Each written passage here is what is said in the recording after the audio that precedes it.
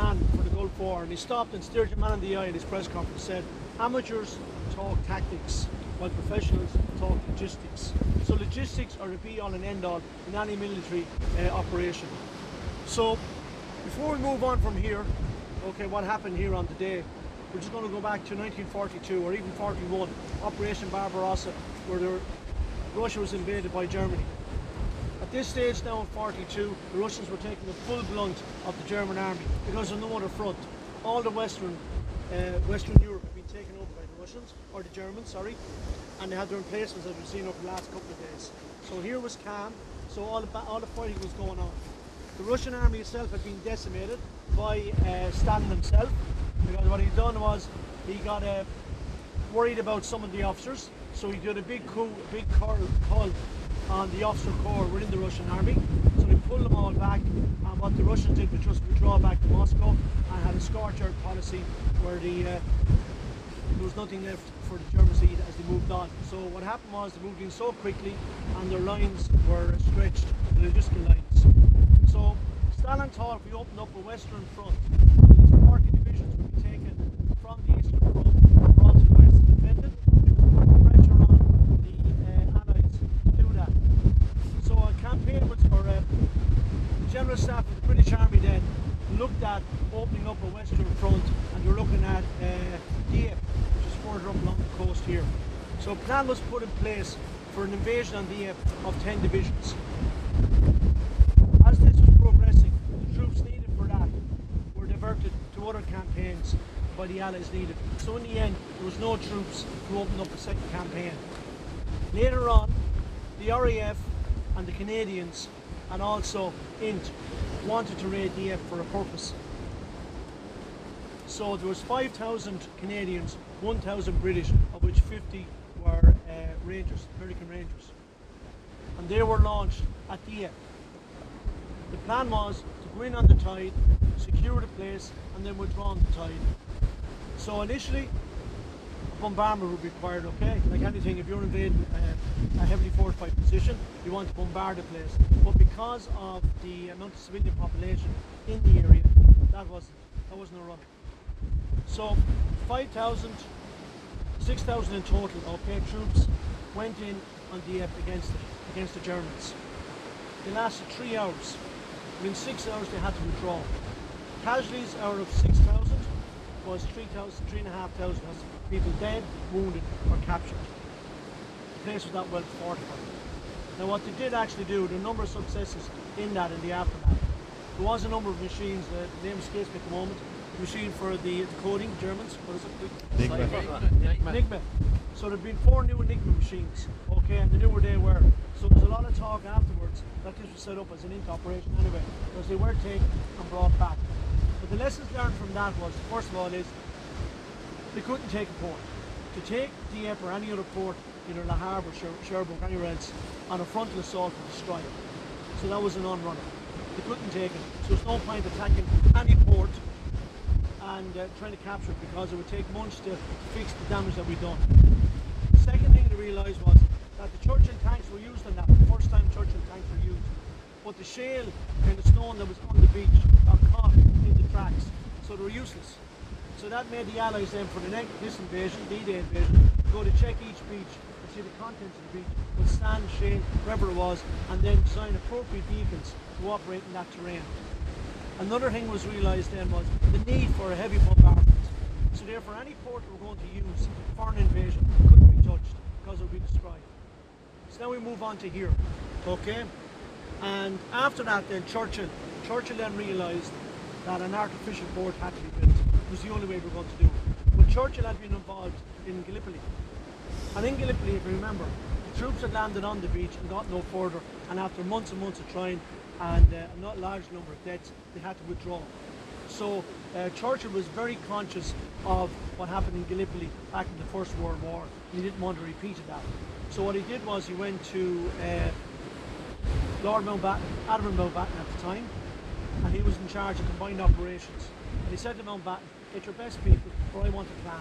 No arguments. We'll argue afterwards, but I want a plan on how to build an artificial port. Now the big thing about any artificial port, if you look out there now at the moment, alright, is the sea coming in. So if you create a port anywhere along,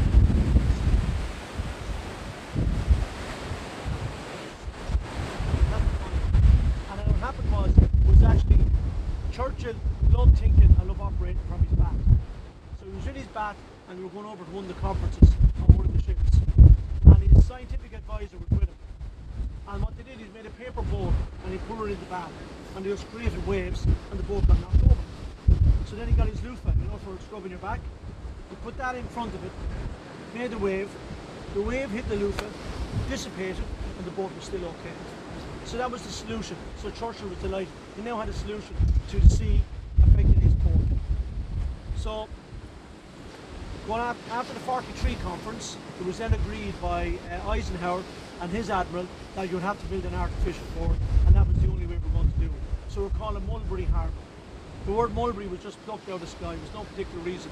But afterwards, the mulberry is a bush that actually expands the location that it's in. So it's apt for the port, because the port is going to be built in its location. So Arromanches, why was that picked? If you go through history, Arromanches has always been a port where ships come in here. Because if you look there and there, you can see it closes in. Alright, the cliffs either end, so it closes in. So during the centuries, ships used to come in here for storms and used to come in here. Normally it was picked for many reasons, okay, which we discussed earlier on. So normally it was a spot that was going to attack, and there were going to be two mulberry harbours. One was here in Arromanches, and the other of them was on Omaha Beach. So A was Omaha Beach, and that was Americans, and B was here in Arromanches, and that was the British one. So therefore it took 660,000 tons of concrete. The initial plan was to build them over in America and bring them across here, but that couldn't be done. The lines to get them over here was too long. So even though England were short a lot of materials, they were built over in the UK in different ports. It took 8 months and 45,000 people to create what is known as the Mulberry Harbour, which we'll see which we'll go into later on. So that had to be towed across by 142 tugs were used to pull that harbour across. Now the harbour was made up of 4 different phases. So if you look out there, you can see some up there down the water. But we'll just go over. First of all, there were ships. These were called gooseberries.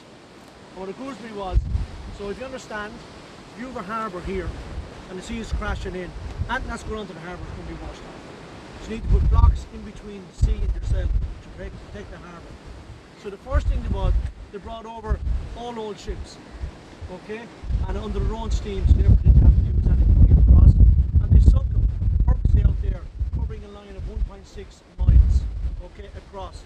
So the ships were sunk so that they stuck up, and at least 2 meters of the ship had to be above sea level, okay, during high tide. And the reason was they were used as workshops. So the top of the ships were converted into accommodation, workshops, and admin offices for the people. Because the pier now is a living thing, like any pier here. You have continuous workers, they must sleep, they must eat, they must work, and they must repair.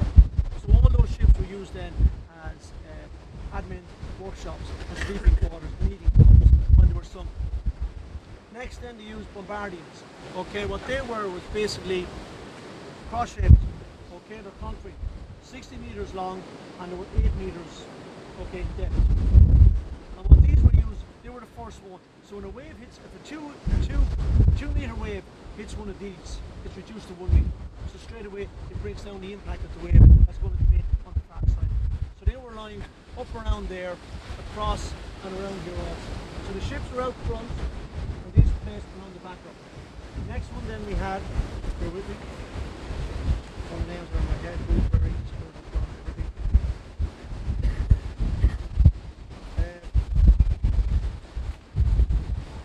Next then was Phoenix Cassons. You can see some of them out there, see the ones out there further. Now the Cassion, alright, was towed into place and they were hollowed out, as were the other ones hollowed out. And they were sealed out either the number of water or sand was placed into to get to the depth that they wanted and hold them there. The Cassians were also hollow, but they're also used to store ammunition. The amount of ammunition, so 25 ton could be stored in each one of ammunition. So they were brought in closer and they were circled around on the left and on the right. So there was actually entrance points for ships to come in and out. So these were creating a barrier around to protect the main pier itself and the harbour itself that was being set up. So the harbour itself then consisted of, the big problem that Churchill foresaw was, did you have a tide? So So you just imagine you create something out there and you bring a road in, which happens 60 metres of road created to bring stuff from out there into here. The tide goes up and the tide goes down. So if this is static, either it's too high up and there's no support underneath it because you're pumping water, or it's too low down and the water comes in and washes everything off. So therefore, the road itself had to go up and down. So what they created was like two stilts for these embedded in the water, and these were mechanically operated. So you had a length of road coming in here, 3 lengths coming in, all right, from here from the port that was out there. The ships that would come in, the smallest ships, needed to be 1 mile out because it needed draft. Bigger ships would help with that later. But 1 mile out had to be, so 1 mile out, and you had 3 ports set up. So what would happen is the road would come in. There was a number of, the name escapes, we'll come back in a second. But in other words, concrete all the way in to support that. Every 7 metres, there was 2 concrete sides to support on that, to support the road as it came in here. As the tide went up and the tide went down, the road then on these 2 pillars was brought up and brought down. So it was always just above the water and it was supported underneath the water with the floats. So it had that. So therefore the water never flooded. It was always able to rise up and rise above. So it rose and fell with the tide. That was the main thing.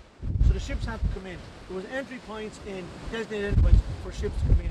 The larger ships, which are called Liberty ships, were too big to dock because the draft that they had was too low. The water was too low down from to come in.